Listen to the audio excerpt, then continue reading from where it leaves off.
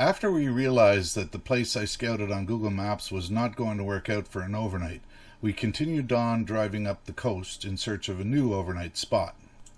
It would seem that daylight was not cooperating with us and our search, as it was getting dark quite fast. It was around this point that we started to be a bit worried, as we had convinced ourselves that this area would not likely have any suitable places to pull over or camp. Just then, we saw a sign. Could it be? Join us to find out. Ladies and gentlemen, the Traveling Wildberries.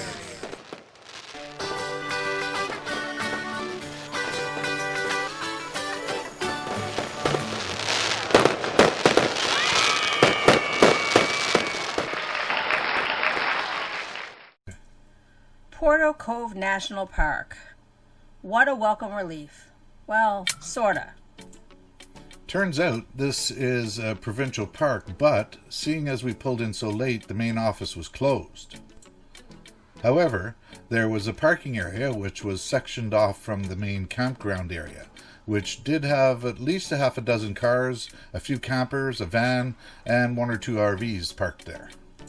We walked around checking out the place. The washrooms were open and there were many people still milling around. There was a young couple at the picnic table, so I decided to ask if they thought it would be okay if we stayed here for the night. They said they had stayed the night before and had no issues. They told us the campground was full, so we likely wouldn't have gotten a spot even if it were open. While chatting with the couple, we learned that they had just come from Whistler Mountain, where he had been doing something that apparently is quite popular. And that is careening down the mountain on mountain bikes. Yes, it seems this is quite popular and many people enjoy risking life and limb doing it too.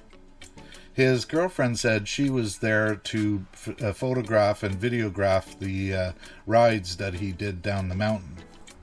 They told us a great story about how they had flown into Canada from Germany, bought an old beat-up camper truck combo on the fly, then drove up to Whistler in order to ride down the mountain and capture footage of doing it.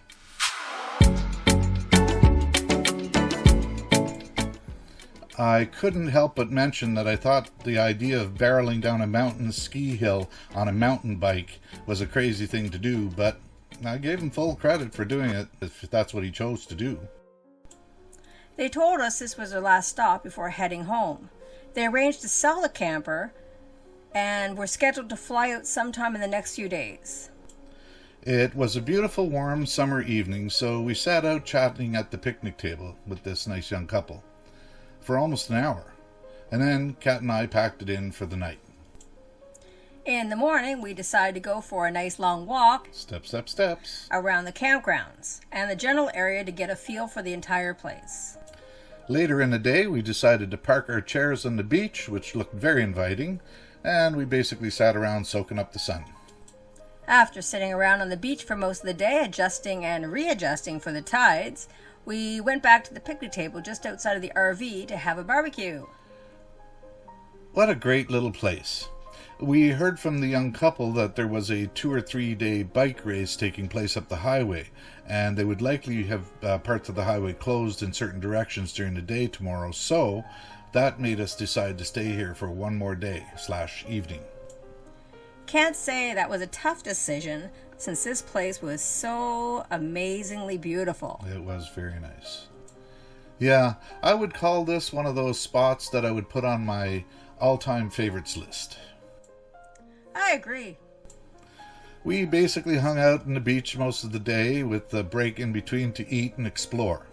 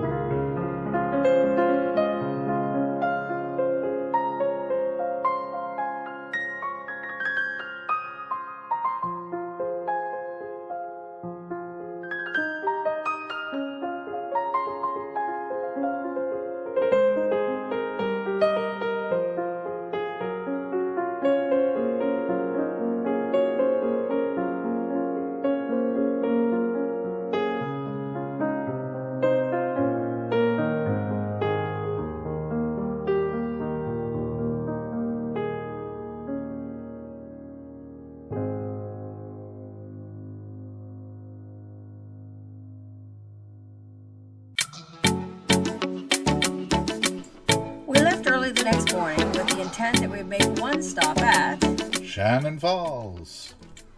This was a great stop. We were here fairly early, so there weren't too many people. We explored the area a bit and then climbed the stairway to the base of the falls and then went back for the RV for lunch. After lunch, we headed down the highway, or should I say up the highway? Yeah. Straight for Whistler, BC. We arrived at Whistler's Olympic and Paralympic Village just before noon. The village is located approximately 20 minutes south of Whistler's Mountain in the Cheakamus Valley.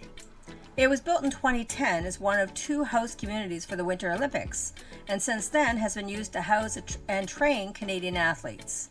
The estimated cost was $32 million and consists of a 100-room lodge and a 20-unit townhouse complex. The village resides at the base of Whistler and Blackcomb Mountains, which I eventually get a bird's eye view of. More on that a bit later. We spent the afternoon wandering through the shops and restaurants and doing some people watching, which we like to do. We finally came across that area where those folks come careening down the side of Whistler's Mountain.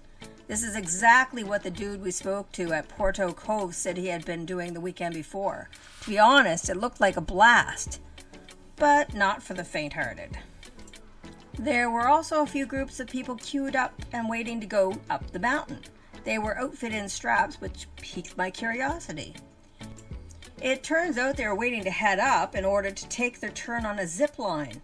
I thought to myself, now that I could do. I wasn't quite as enthused myself with the idea. Worried that I might twist or jerk my back up out of shape and then end up putting a damper on the vacation adventure.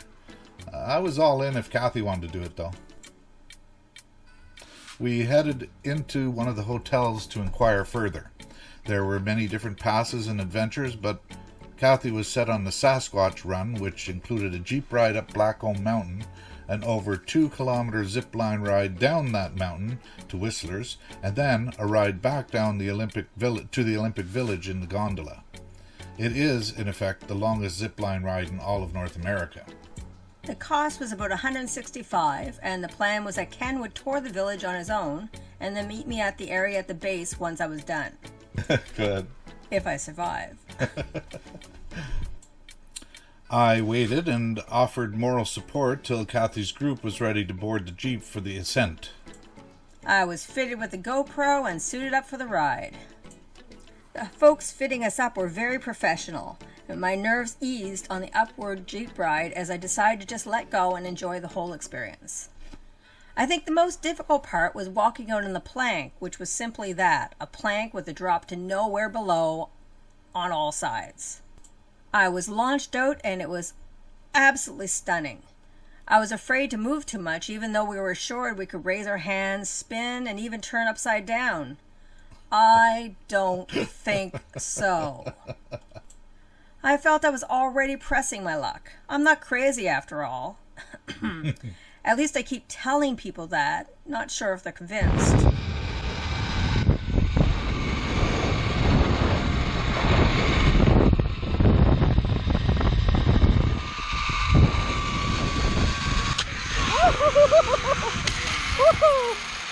Wow. The ride went by in a flash. If not for the GoPro, I would have missed half of the stunning view. I survived. A light hike back up the mountain, a gondola ride back down Whistler's, and the adventure was over. Well done. Ken met me at the bottom, and we celebrated with margaritas at a local pub. Yes, I would definitely do it again. Right on. I'm very proud that you decided to give it a go. Good for you. Put aside your fears, and there you go. Well, everybody else was acting rashly. I had to do something.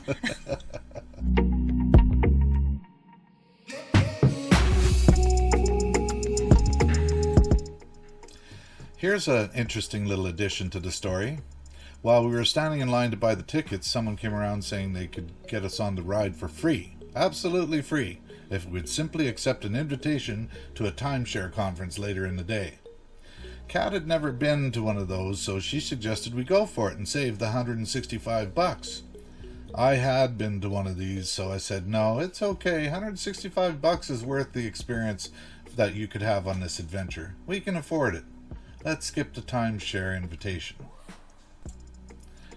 Kat felt it was no big deal. We could just go and say no. I did my best to convey my past experience with these timeshare meetups until Kat eventually, still feeling that it wouldn't be a big deal to simply go and say no, finally agreed not to bother. What makes this funny is that we were talking to a couple we know much later on, and they conveyed their story about how difficult it was for them to get out of these timeshare meetings without practically being tied down and forced to purchase. The pressure, they said, was just unbelievable. That turned out to be the, I understand now kind of moment for Kat, who had never experienced it before, but is now hearing more than one source.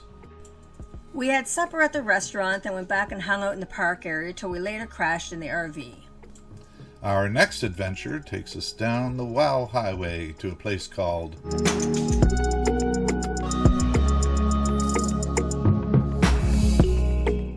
Ciao for now.